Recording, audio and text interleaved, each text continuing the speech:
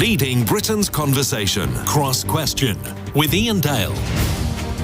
Hello, a very good evening. It's Wednesday's edition of Cross Question. Joining me on the panel tonight, Alex Salmond, the former Scottish First Minister and leader of the Alba party, Joy Morrissey, Conservative MP for Beaconsfield, Simon Marks, our US correspondent, and Dr. Charlotte Proudman, the human rights barrister. They're here to take your calls.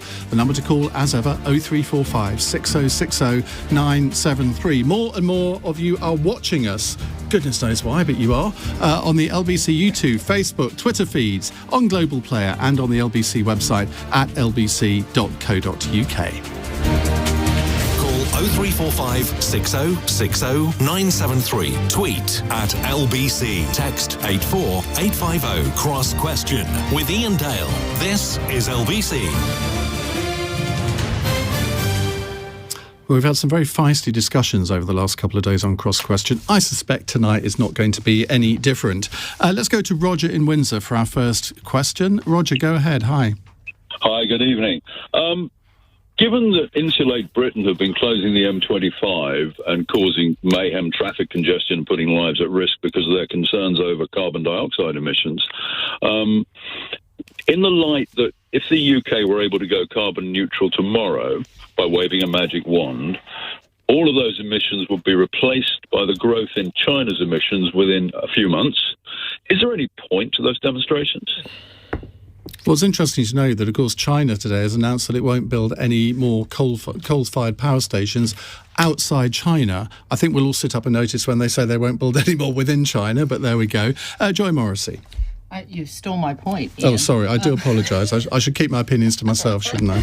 No, but I was just going to echo what you said, just that China made the announcement today, and it's a really positive step in the right direction. So if China and other sort of world leaders can get on side, there's hope for all of us. But do you think that's likely? President Xi is unlikely to be attending the COP26 summit in November, we're told.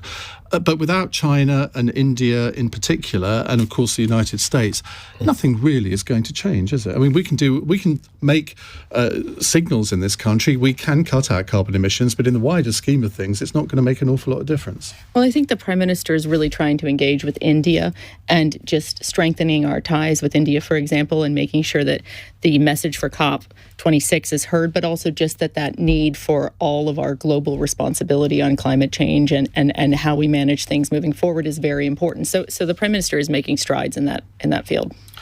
Simon Marks, America is crucial to this. Joe Biden is making sort of positive noises. He's said to Boris Johnson that he will commit more money to this fund that Boris Johnson's setting up.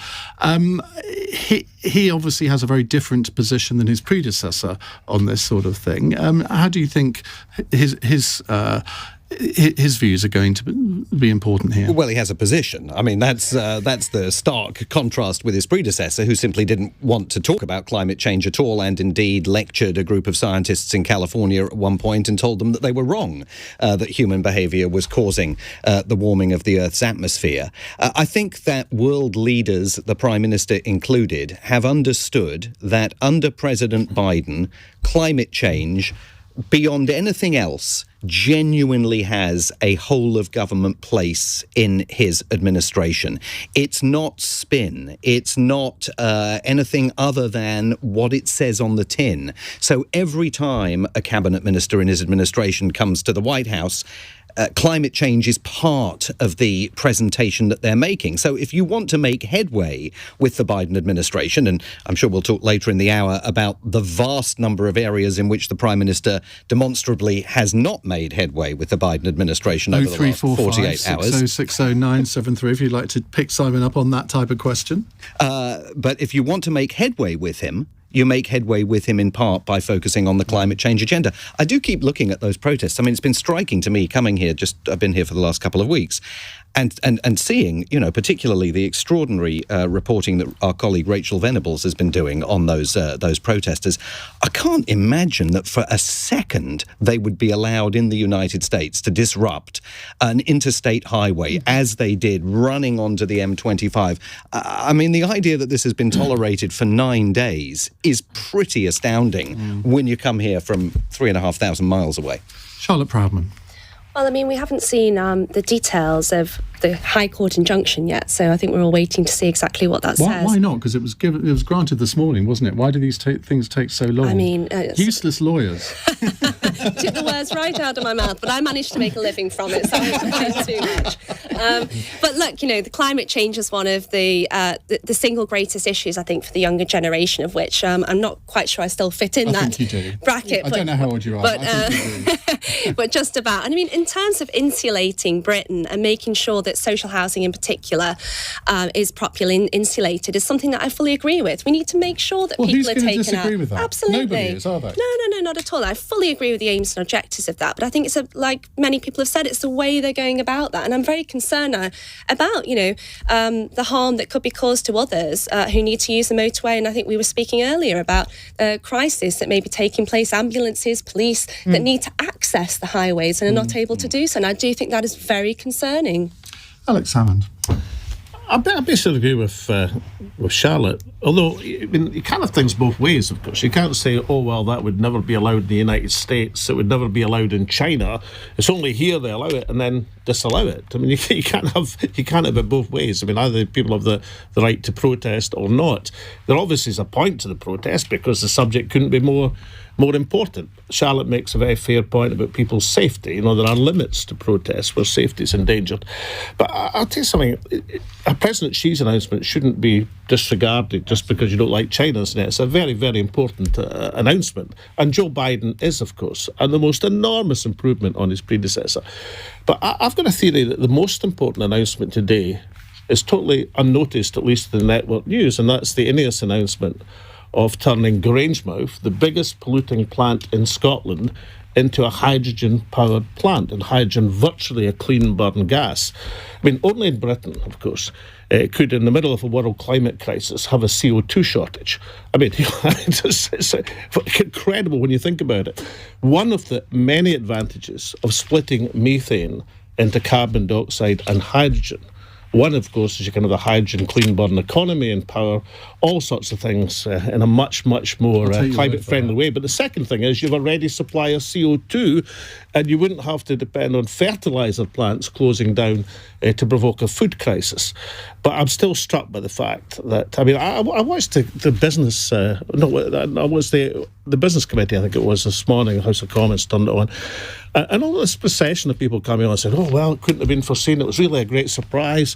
They get ahead of Ofgem and all the rest of it. I mean, why couldn't it have been foreseen? Why is it a great surprise? Well, because apparently, it's ridiculous. I was interviewing someone from the Oil and Gas Trade Association earlier on, and he was saying that 18 months ago, the price of gas was at an all-time low, and the industry didn't see it coming. Well, so you can forgive maybe politicians for not seeing it. Many generations ago, and these things you've got to conceal now. You didn't foresee the collapse in oil prices. Yes, but I knew that oil prices were volatile, Iain. I just didn't recognise which way the volatility was going. I mean, therefore, for the head of Ofgem to say, my God, gas prices have quadrupled in the last, this is astonishing. I mean, one of the things about hydrocarbons is the prices are very volatile. This much we know, and therefore, shouldn't there be a provision, a contingency, to make sure you don't at least run out of CO2? 20 years ago and more, I was on an Energy Select Committee which warned about the, quote, dash for gas. So it wasn't just a matter of people should have seen it last month. It was foreseen 20 years ago, but nothing was done about it. Odd, Joy, is that Britain still produces 50% of its gas needs. Now, France doesn't, I don't think. Germany might have a bit, but not an awful lot. If we produce 50% of our own gas, then why on earth do we have this massive problem? Now, other countries have got the problem too, but surely we should be in a better position. And I think we are moving in a better position, and we're protecting the consumer, and we're keeping the tariffs in place, and we're, putting things in place to protect the consumer from any changes. But I think internally the market within this sector needs to sort of sort itself out in a way. But the smaller energy companies are saying that it's precisely because of the energy cap that they have failed. Now, I would say it's possibly because they were slightly ambitious in the prices that they were charging to customers, but that played a part as well. But they're effectively blaming the government.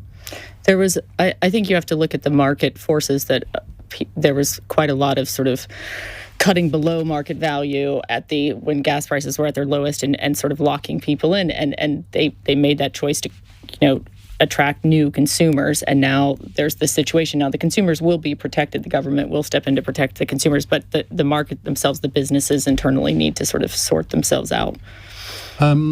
I was going back to our caller, but he's not there anymore, so I won't. I'll go back to Simon. Is there anything in the United States that's analogous to this? Well, there is. I mean, there is, and there are dangers and warnings from the United States that I think the UK has to be very, very careful to learn from the lessons that America has demonstrated. I mean, I was thinking about it today. I've not lived here for 28 years.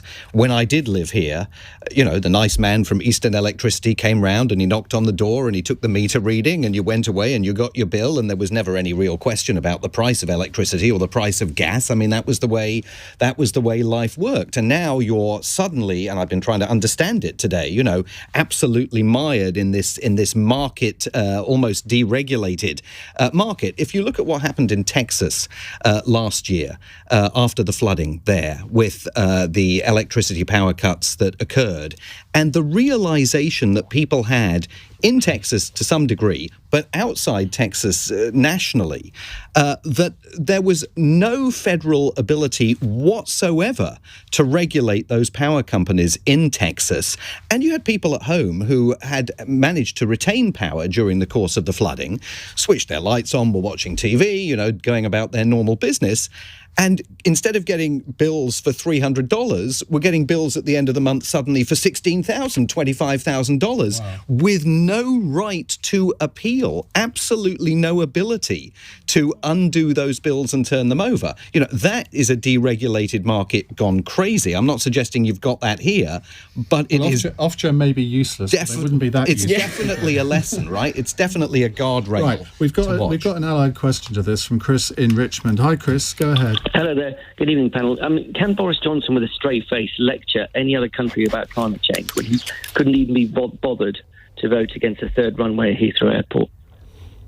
Well, he was Foreign Secretary at the time. I suppose that might be a mitigating factor, but he had a subsequent engagement, didn't he, Alex? He went on a trip to Afghanistan for the Dutch. Yes, he decided that Afghanistan was safer than facing his constituents. Because, you see, before he didn't vote against it, he said, no, you'll correct me, he'd lie on the runway. Just to stop he would the lie in development. front of the bulldozers. Was The bulldozers? That would have been nice. Instead of that, he bulldozed that Brexit wall. And the Boris Johnson... I think Boris Johnson, it would take a great deal to embarrass Boris Johnson. I think he's incapable of I think that's one of his rather great like yourself. strengths. Well, possibly. Yeah, I was just... That's what you found the only thing I have in common with Boris Johnson. Charlotte, what's your view on Chris's point? Well, I mean, I just want to think about sort of, I suppose, the wider question of this and thinking about climate change, the energy crisis, food shortages, food poverty. And, I work with so many clients that are either in receipt of legal aid or completely on the breadline and really struggling. And they tell me how difficult it is to make a choice as to whether they feed their children or they pay for electricity or they pay for other energy. And they describe to me how they have to go to the supermarket in order to top up for their electricity or their gas because they can't afford, as you and I perhaps afford, to pay for monthly electricity or gas bills. I'm not a rich lawyer. Not all human rights lawyers are fat cats, I promise you, Ian. Most of them are. But they're really struggling on the breadline. This is only going to hit them so much harder, along with the universal credit cut as well to the benefits, £20 a week worse off. And the fact that so many privileged people say, well, it's just £20 shows the level of privilege that they have. But actually seeing around the corner from where I live, people queuing up outside a food bank, the absolute indignity of that, of seeing young mothers with their children who can't afford to make ends meet, let alone to be able to put food on the table for their children. I think it's shameful in 2021, especially when thinking about the UK, one of the world's biggest slightly economies. off the subject, Charlotte. Can I just all valid points. I think it's all so relevant though. It's almost like the perfect storm of everything coming together, and it's going to be the winter of discontent. You heard it first here, Ian. I remember the winter of discontent. Simon. So I remember the winter of discontent as well, and I also remember right off the back, I think, of the winter of discontent, a series that aired on ITV at the time. I may be the only panellist old enough to remember it, called Breadline Britain. It was an absolutely stunning series of documentary films about poverty in the UK.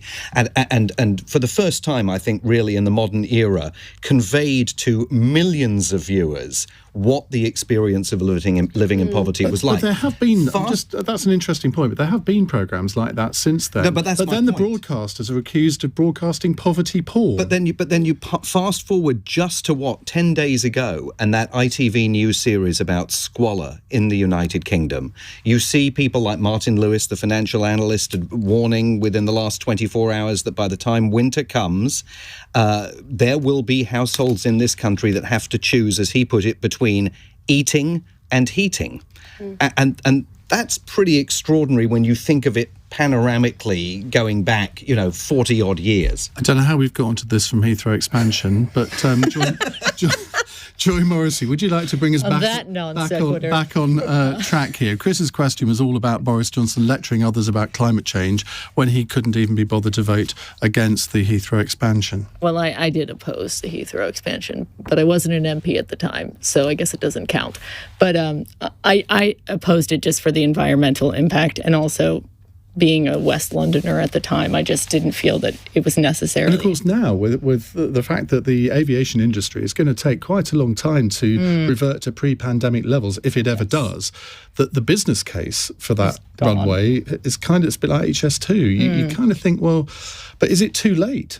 In HS2, I think it is too late to reverse it, but maybe I chimed in just in case it wasn't in the Westminster Hall debate against HS2, just in case there was a chance. I've just seen today that you've been promoted. You're now a PPS, where Barely. you have to support the government in all that. This is true. I was told I'm hanging by a thread. Alex Salmond, very quickly. No, actually, you've had a go on this, haven't you? Chris, let's come back to you. Well, no one's really sort of clearly given an answer as whether Boris. I know that's my fault. Blame me. Terrible chairman. No, I don't blame you, Ian, but I'm particularly interested in Joy's view. She opposed Heathrow Airport. Does she think her boss was wrong, and does she think he's a hypocrite? I know she's going to say but hang on. She's just been appointed a PPS. Be fair. She can't say that, even if she might sort of think it. So I'm going to give her a free pass on that, even though Twitter will go mad and say, typically Iain Dale standing up for his Tory mates. Anyway, unless you want to respond, Joy. I'm fine. Yes, thank you very much indeed. Right, we'll move on. Lots of questions coming in. 0345 6060 973. It's 90 minutes past 8. LBC. We all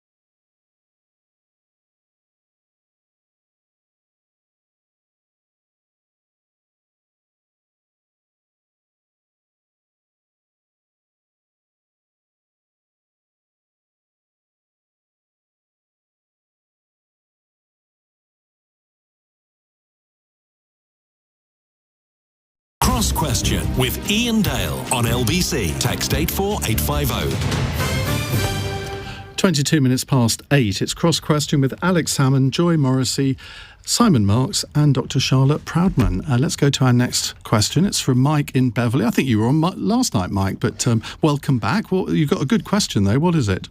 Night before last, Ian. During the Brexit debate, the Leave campaign made great play of the fact that if we left the EU, we could offset any losses with a free trade agreement with the US. Now, given that they're more important to us than we are to them, does the panel think that we'll ever get a serious free trade agreement with the US?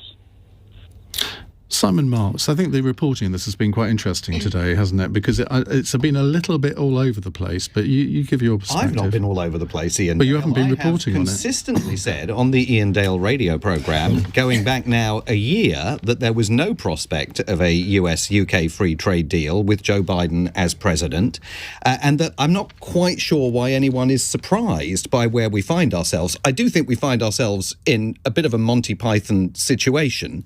I mean, the idea that we now realise that the US-UK free trade deal is going nowhere, so the government sort of starts postulating that there might be a possibility of the UK joining the USMCA, that's the free trade deal between the United States, Mexico and Canada that replaced NAFTA, is absolutely laughable. Why? Because we've just done a deal with Australia and America. Why shouldn't we do that? It's even less conceivable that there might be, because the level of negotiation that would take to reopen that trade deal, there's not any traction for that on Capitol Hill. Indeed, leading members, one prominent Democrat on the Ways and Means Committee saying yesterday he'd never even heard the idea floated on Capitol Hill, to say nothing of the negotiation that it would then also entail in Ottawa and Mexico City. It's a complete non-starter, along with the idea that perhaps if the United States goes back into the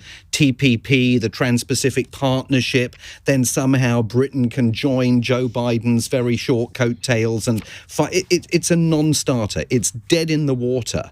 And the only surprise to me is that there's any surprise over the fact that Boris Johnson got his deal on lamb, done the deal on beef, done the deal on whiskey, but that's it. There is not going to be an all-encompassing free trade agreement because Joe Biden has no interest in prioritising it, and even if he did, there's no conceivable way that deal would get through Congress this side of the Biden administration coming to an end.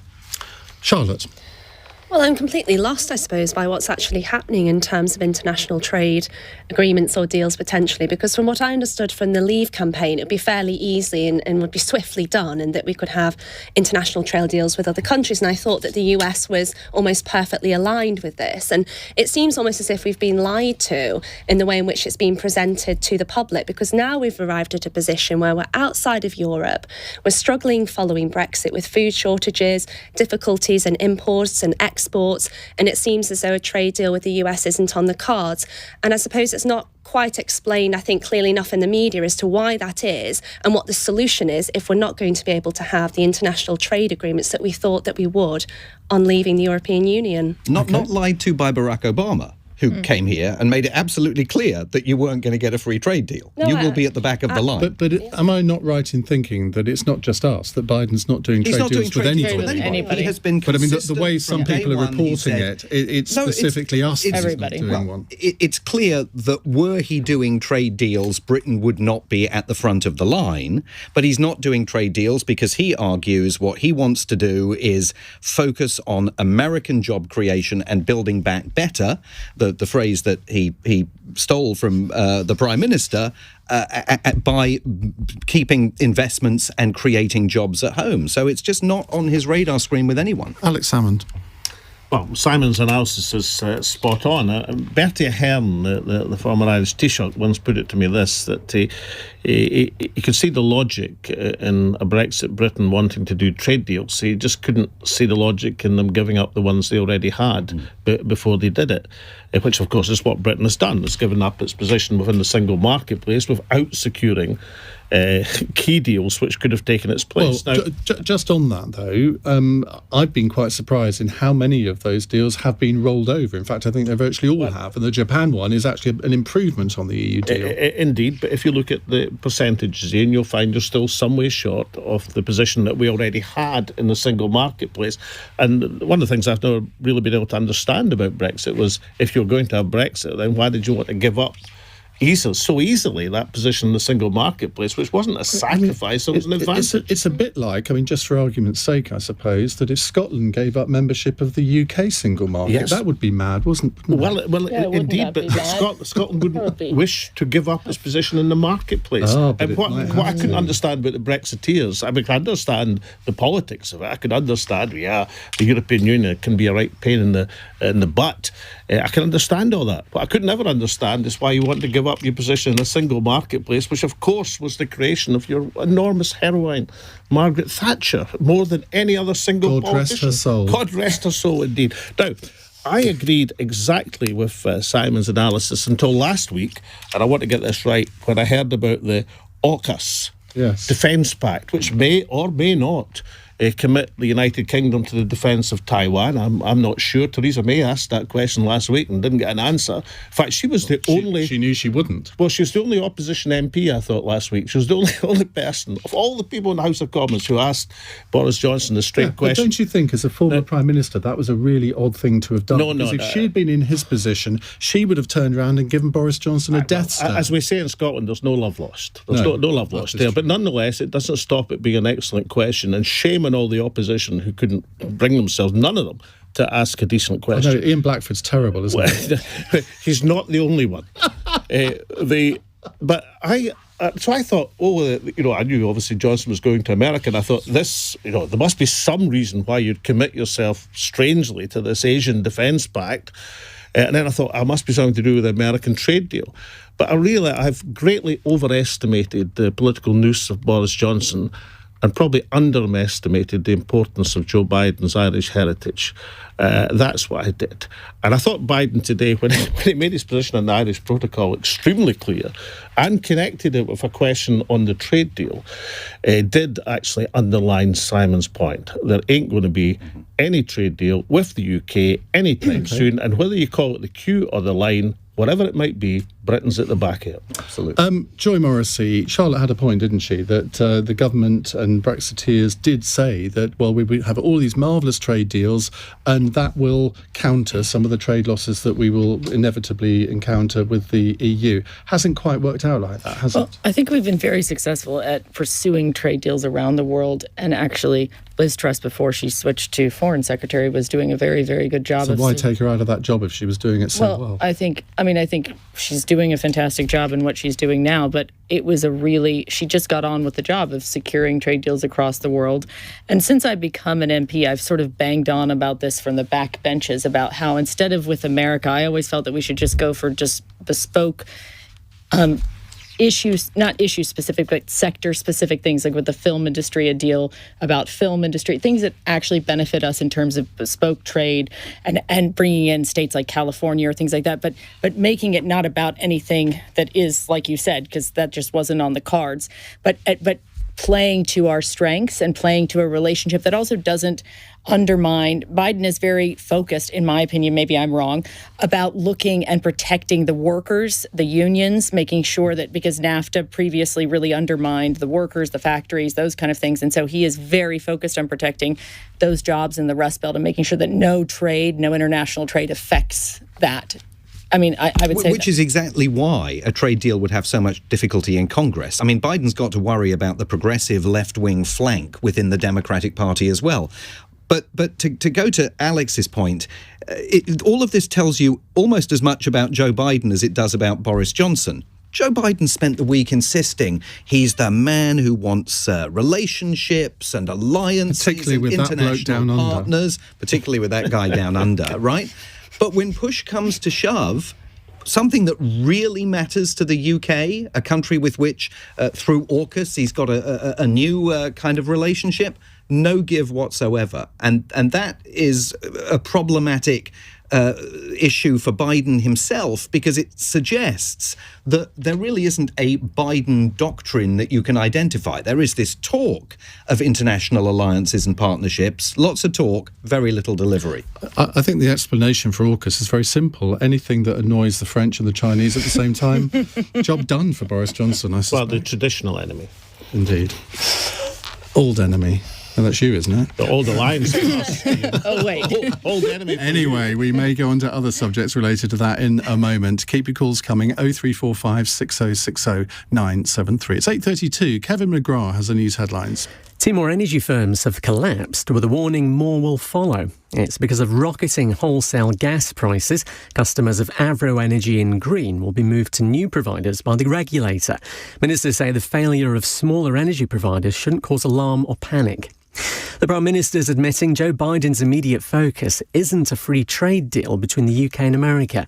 Boris Johnson's been speaking off the back of yesterday's talks at the White House. He says he's making incremental steps to trade with the US.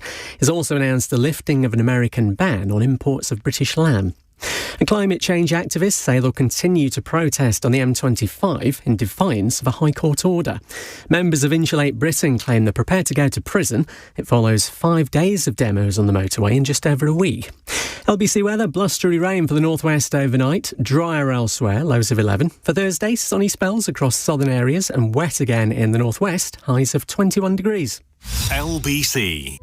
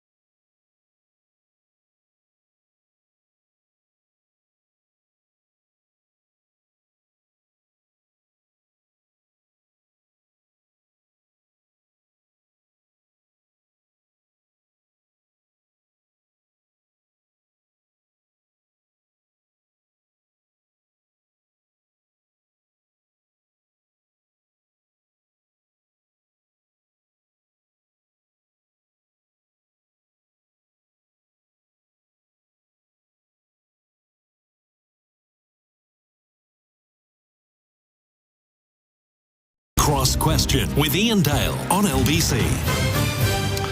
8:36, Anne just texted in, wow, the great man Simon Marks is there in person. Can you tell him that he's an awesome political correspondent? He's increased my interest in politics.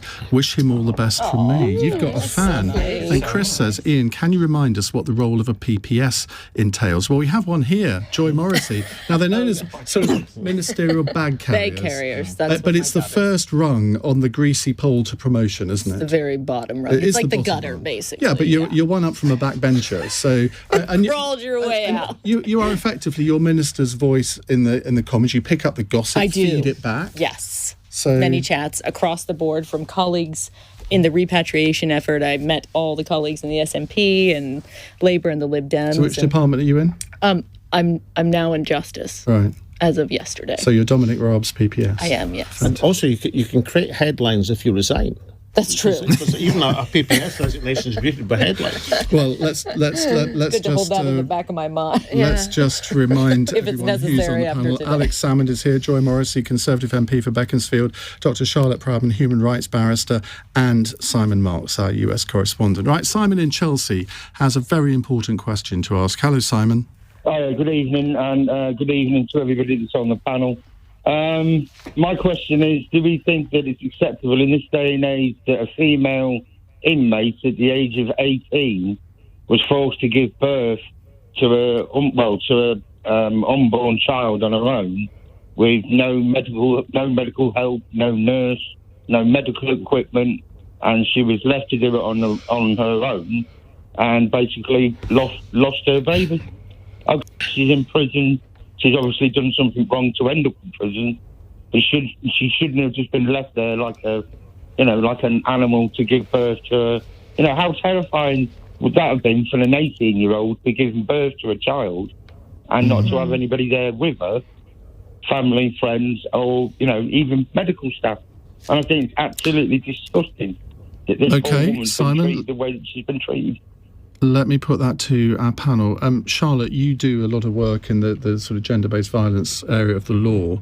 I must admit, when I heard about this case this morning, I thought, this is 2021. How can this happen in 2021? I know prisons are supposed to be sort of fairly Spartan places, but just as a basic human right, if you're pregnant, you deserve to have the same birth as anybody would outside, surely. Yeah, of course you do. Just because you're a prisoner, it doesn't mean you're a second-class citizen or your property, and therefore you're not entitled to medical treatment like anybody else.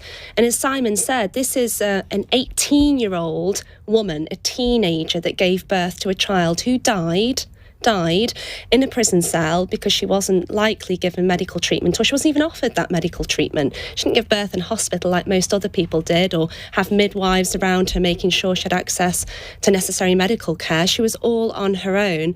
And not only that, she was told before she gave birth that her baby would be taken away from her. And it seems as though from the report she was suffering, understandably, with an awful lot of depression and anxiety as a result.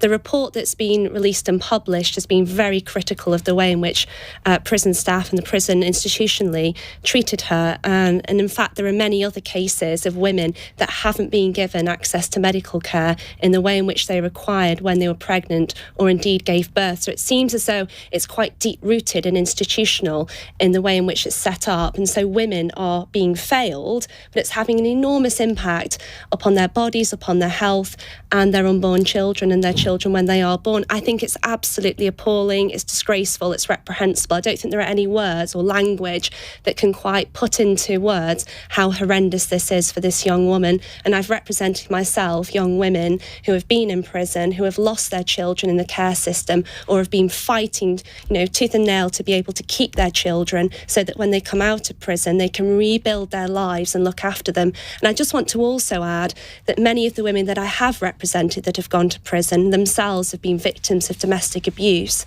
And because of that, have often ended up in a life of crime. I think it's important to recognise this, because I don't often support carceral punishment, which means prison sentences for women that commit petty theft or petty crimes, but instead need support and rehabilitation. And the woman in this case, the 18-year-old woman, she herself had a very difficult life as a young girl and had been subject to a lot of traumatic circumstances within her family and home life. And then to see the state fail her is just horrendous. And I think that we need to learn some serious lessons from this.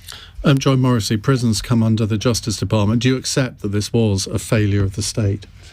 Well, this is such a heartbreaking situation. I mean, it breaks my heart to hear the story and to see no one should have to go through that. I mean, that's a terrible experience, even just losing a child, but then being alone in that process and being so scared. And I visited a lot of prisons before when I worked at the Center for Social Justice. And what you said about women and reoffending is actually quite accurate, because there's something statistically where women sometimes go in for low-level crimes but then continue to be caught in a cycle of reoffending. Their children are often removed, and it's a very unique set of circumstances for a lot of women offenders that is different in terms of they don't have a family to come back to. Usually that's been completely gone because of their time in incarceration, and they have very unique sets of challenges, often for low-level crimes, and then they just keep entering the criminal justice system. So there is something, intervention and also support that needs to be given to help break the cycle of reoffending. But it is a very complex issue, and it's a smaller amount than the male offenders, but it is a very acute issue. The thing is, I would have thought that each prison would have a procedure document for what happens when they have a pregnant prisoner and what happens in the lead up to the birth and when the birth happens. Now, I haven't read this report, so I don't know the details, but you would have thought that ought to be the case. Well, I'm about to find out. Just for my 24 hours of justice. You are on day one, so I can't ask but you. I think it's something that female prison, offenders and the issues that I saw at my time at Center for Social Justice have stuck with me more than anything. I mean, just the level of, I felt, not injustice, but they just were failed by the system oftentimes. And Alex, when you were First Minister, you obviously had responsibility for the prison system as well in Scotland. Do you recall any sort of similar situations here where you just thought to yourself, well, I can't understand how this can happen in the 21st century? Yeah, I can actually, and nobody could pick the case better or more passionately than Charlotte has just done. About 10 years ago, maybe just over, I opened the new Glasgow Sheriff Court building as First Minister, and they were showing me how their new all singing, all dancing computer system worked, and they said, we'll pick out a case at random for you. And the case they picked out was a young woman who had been jailed for stealing a teddy bear just before Christmas, obviously for one of her children. And the case had a huge effect on me. It still has, actually, when I think about it. Now, in fairness to the sheriff who'd made the disposal, it was quite clear she'd had a range of other stealing offences, that he'd probably done it actually as an act of kindness in terms of keeping her safe over the Christmas period, because she was in a very dangerous situation with pimps and various other things. But I made up my mind then that firstly I thought short sentences were extremely bad ideas, and so we moved to outlaw them in Scotland for everybody, but particularly for women. And secondly, on examination, the vast majority of women at that time in Scotland who were in prison for petty larceny, for crimes associated with prostitution, drugs, and victims of pimps, as Charlotte rightly said, people who had been victims of violence themselves and retaliated against male violence.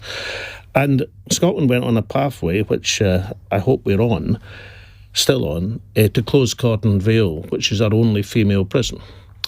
Now, there'll always be people who need to be in prison, but the number of women in that category are very, very small fraction of the number of women. But if you close a prison, what happens to those I was coming to that. Prison?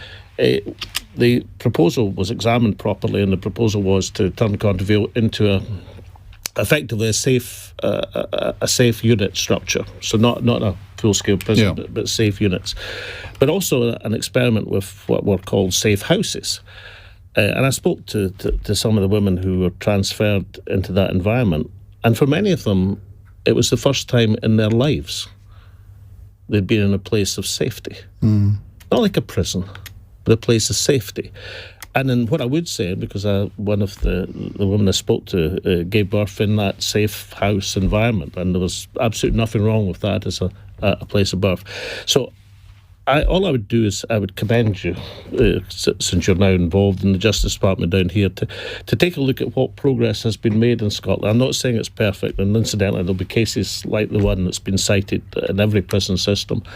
But I do think that we should be on a pathway to question whether it's necessary to have women's prisons full stop, and whether it cannot be accommodated in a different way. I can sense a phone-in coming on that in a future programme. Simon? Well, I would just make one very brief point, that there's something encouraging about this conversation, and there's something encouraging about the fact that Simon asked the question, because it reminds you that this is a country that has had as a social hallmark for centuries the concept of prison reform.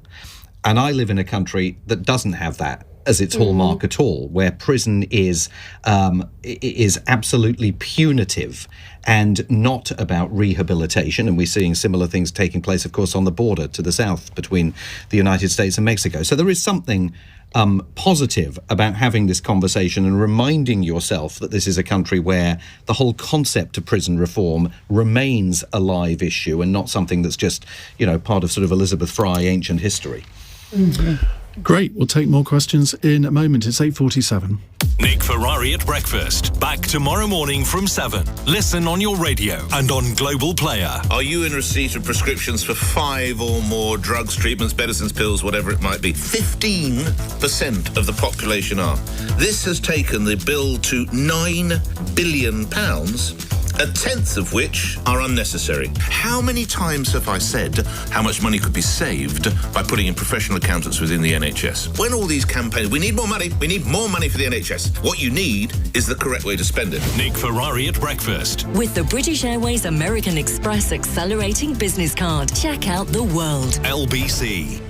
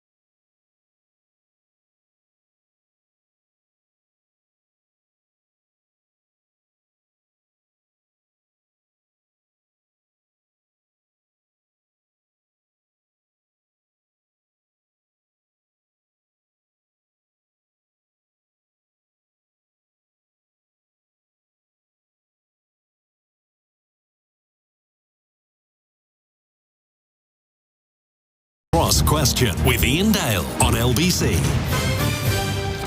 8:51. Alex Salmond, Joy Morrissey, Dr. Charlotte Proudman and Simon Marks with us. A text question from James in Watford. If an individual makes an allegation of sexual assault, should the person be believed at face value, or should we be investigating these things more closely? Charlotte? Well, I think that people are properly investigated for sexual assault or rape cases, and of course that should be the right approach. People are presumed to be innocent unless proved guilty or otherwise.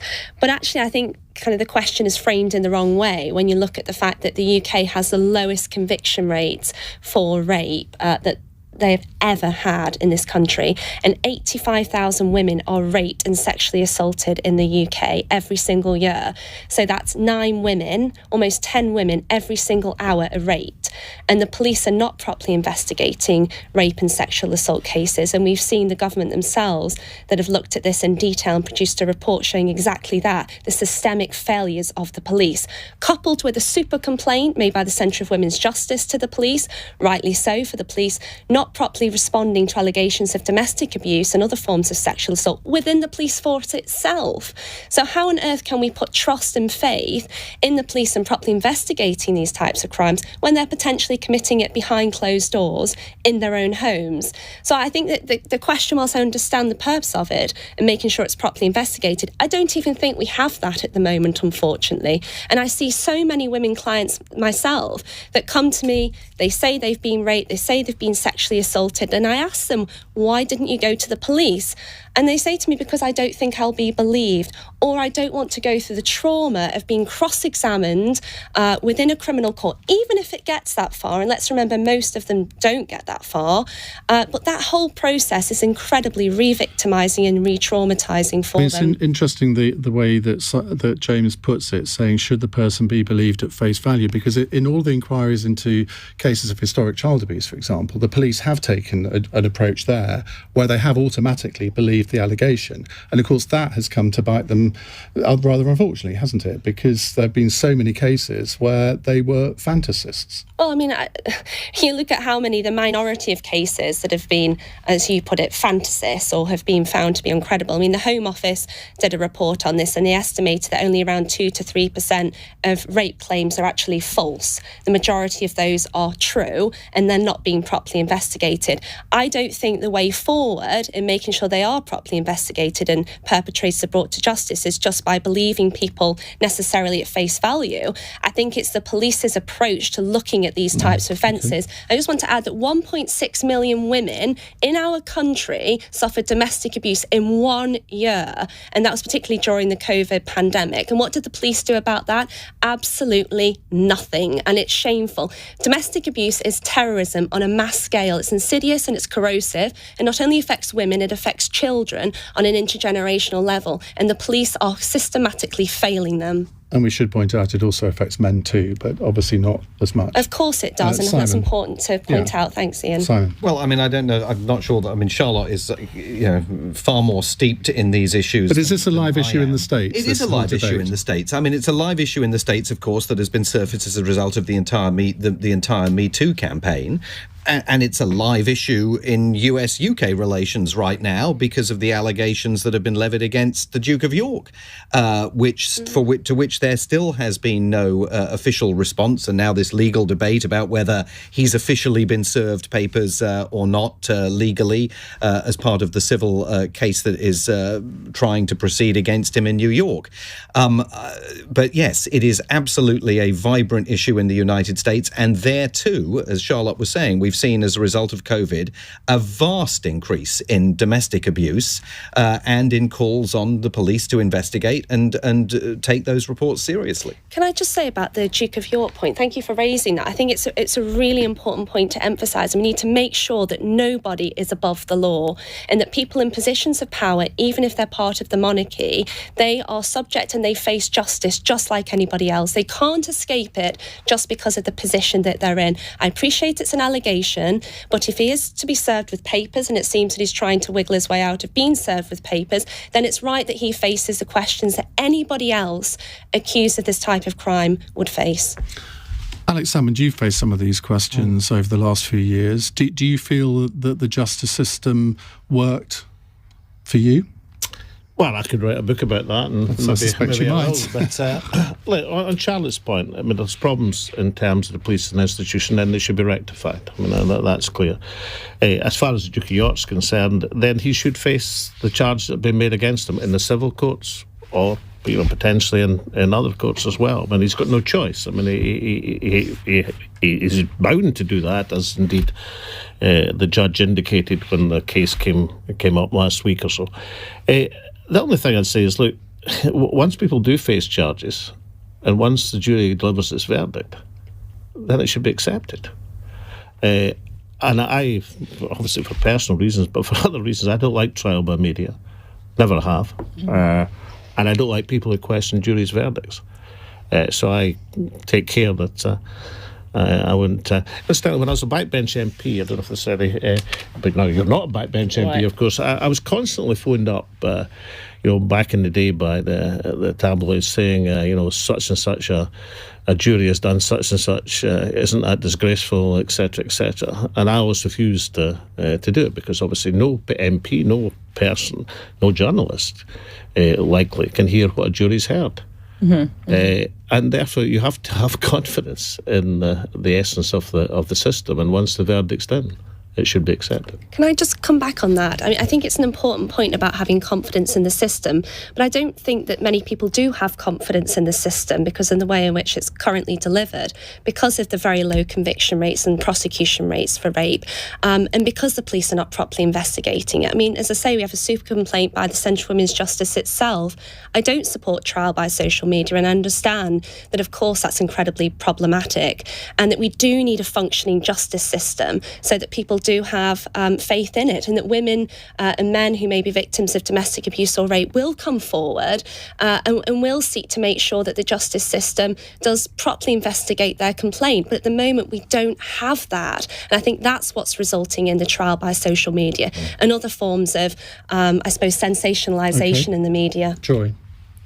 I think we have to uphold the justice system when someone has been taken to court and to trial and the jury has come back with a verdict. What I have seen as an interesting and somewhat troubling trend is when the verdict comes back that isn't, or the police investigation or whatever, doesn't come back in the way that the person who has made the allegation wants. They just sort of try to take it to a different media outlet or another avenue. And I believe very strongly in standing up for child sexual exploitation. And for children, I have a very hard and fast rule of if a child comes forward, you need to believe them on sight. I mean, and my job is to protect the children, disabled people. If someone comes forward, that's it.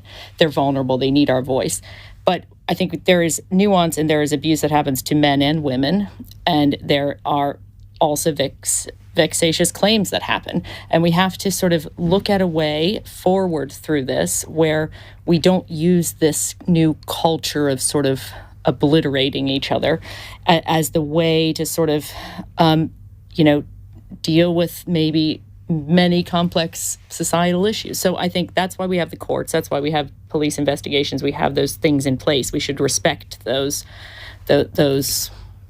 mechanisms. Well, can I just say, though, and I appreciate it's very quickly, but just 2 weeks ago, there was a man that was sentenced to around 4 years in prison, of which he'll likely serve half his sentence, and he strangled to death and killed a woman who he was having a sexual relationship with and used the so-called rough sex defence, and that's all that he got. He'll serve, less than 2 years, around 2 years in prison? Is that all a woman's life is worth? I have no faith in the justice system if that's the kind of sentence that's dished out. Her 2 children now have no mother. So I will say that the Conservatives, particularly Laura Ferris, she's a backbench MP with in my intake, has just done an incredible job campaigning on this issue, the rough sex issue, and actually was able to change the legislation based on how much she was campaigning on this very, very, and it is a very important, incredibly important topic. And she has been able to change the law based on this one thing. So we can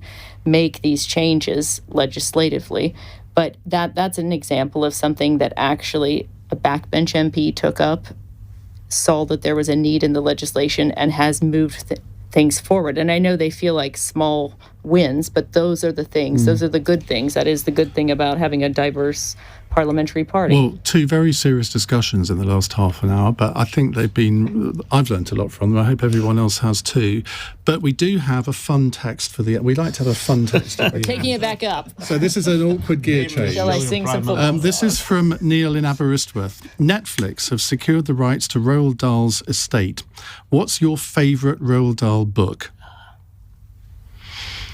No, Charlie somebody say something. I know, I was thinking exactly the same. We confess. I have never read a Roald Dahl book, but I used to religiously watch Roald Dahl programs, and it was the one where the person got their fingers cut off, finger by finger.